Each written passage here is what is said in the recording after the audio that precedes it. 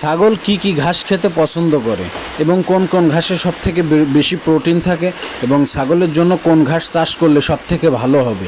সম্মানিত ভিউয়ার্স, আসসালামু আলাইকুম। আশা করি সবাই ভালো আছেন। আলহামদুলিল্লাহ, আমিও ভালো আছি। আপনাদের জন্য আরও একটি নতুন ভিডিও নিয়ে আসলাম।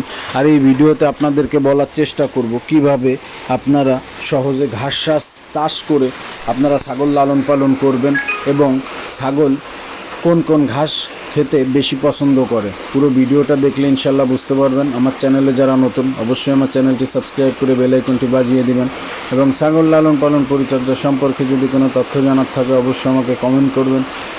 ইনশাল্লাহ আপনাদের কমেন্ট ধরে উত্তর দেওয়ার চেষ্টা করব।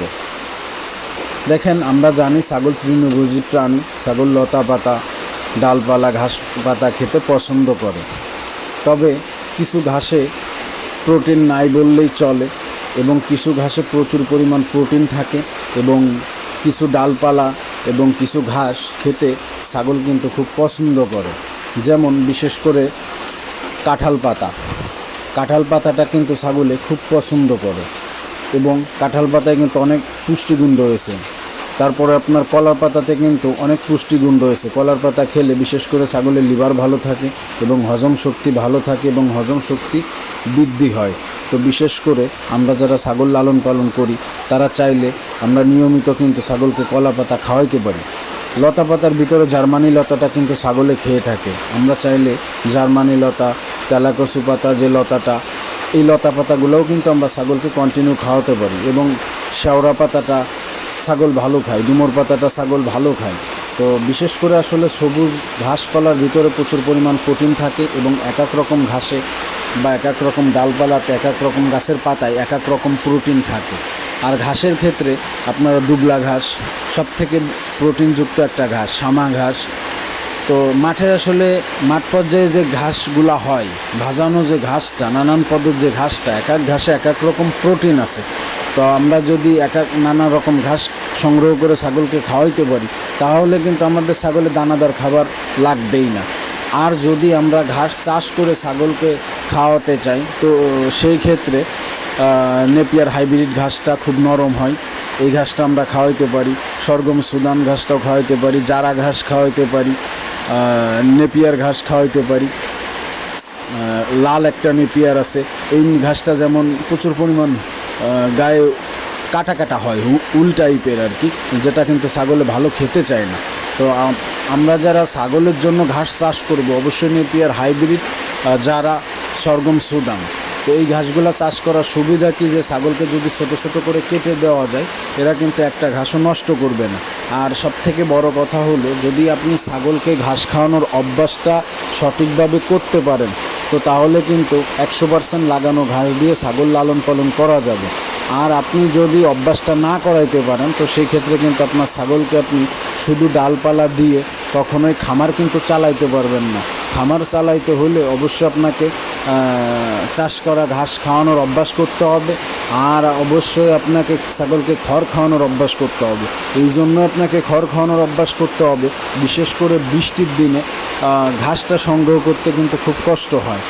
অন্তত একবেলা যদি আমরা ছাগলকে খড় খাওয়াতে পারি তো সেই ক্ষেত্রে কিন্তু আমার ঘাসের পিছনে যে শ্রমটা দিতে হয় এই শ্রমটা কিন্তু অনেকাংশেই আমার কমে যাবে এবং কষ্টটা কমে যাবে। কারণ বৃষ্টির দিন, এমনকি যে 2 দিন একটানা বৃষ্টিও হইতে পারে, তো সেই ক্ষেত্রে কিন্তু চাইলেও কিন্তু মাঠ থেকে আমরা ঘাস সংগ্রহ করতে পারি না।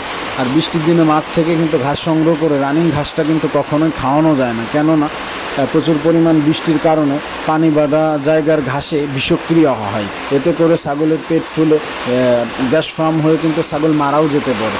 তো এই জন্য আমি কিন্তু আমার নিজের খামারে, যে দেখতে পাচ্ছেন এই ঘাসটা কিন্তু নেপিয়ার একটা হাইব্রিড ঘাস, এই ঘাসটা কিন্তু আমি কন্টিনিউ চাষাবাদ করে থাকি এবং আমার ছাগলকে কিন্তু এই ঘাসটা দিয়ে আমি সারা বছরই কিন্তু লালন পালন করে থাকি।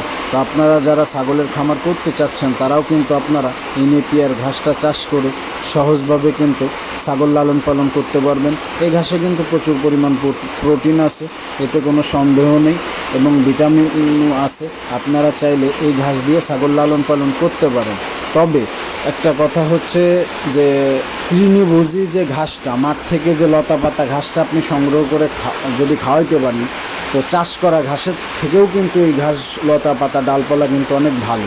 কিন্তু আসলে একটা খামারে এই লতা পাতা ডালপালা দিয়ে কিন্তু ছাগল লালন পালন করা যায় না। এই জন্য অবশ্যই আপনাকে ঘাস চাষ করতে হবে এবং একবেলা অন্তত আপনি যদি কষ্ট করে ওই লতা পাতা সংগ্রহ করে দিতে পারেন বা মুক্তচরণ পদ্ধতিতে যদি আপনার বাসার আশেপাশে মুক্তচরণ পদ্ধতিতে লালন পালন করা যায়, আপনি কিছু সময় ছাগলগুলোকে নিয়ে যদি খাওয়াই নিয়ে আসতে পারেন সকালে বা বিকেলে যখনই সময় পান, তো সেই ক্ষেত্রে কিন্তু আরও ভালো। তো এইভাবে যদি আপনি ছাগলকে খাওয়ান, আপনার ছাগলের স্বাস্থ্য কখনোই খারাপ হবে না ইনশাআল্লাহ, এবং আপনার ছাগলের রুচি ঠিক থাকবে, মা ছাগলগুলোর প্রজনন ক্ষমতাটা ঠিক থাকবে এবং সঠিক সময় কিন্তু বাচ্চা দিবে, এবং খাসি ছাগলগুলোরও কিন্তু স্বাস্থ্য ভালো থাকবে। অবশ্যই ছাগলকে সঠিক সময় কৃমিনাশক করাবেন, লিভার টনিক খাওয়াবেন, এবং মা ছাগলগুলোকে প্রতি মাসে অন্তত 1 সপ্তাহ জিঙ্ক আর ক্যালসিয়ামটা দিবেন। এতে করে ইনশাআল্লাহ আশা করি আপনি আপনার ছাগল খামারে লাভবান হবেন। তবে অবশ্যই আপনাকে ছাগল লালন পালন করতে হলে ঘাস চাষ করতে হবে। যাই হোক, আজকের ভিডিও এতটুকুই। যদি ভালো লাগে অবশ্যই লাইক কমেন্ট শেয়ার করবেন, কারণ আপনাদের লাইক কমেন্ট শেয়ার পেলে আসলে অনুপ্রাণিত হই। আমার চ্যানেলটি সবাই সাবস্ক্রাইব করে বেল আইকনটি বাজিয়ে দেবেন আমার জন্য এবং আমার খামারের জন্য দোয়া করবেন। সবাই ভালো থাকবেন। আসসালামু আলাইকুম ওয়া রাহমাতুল্লাহি ওয়া বারাকাতুহু।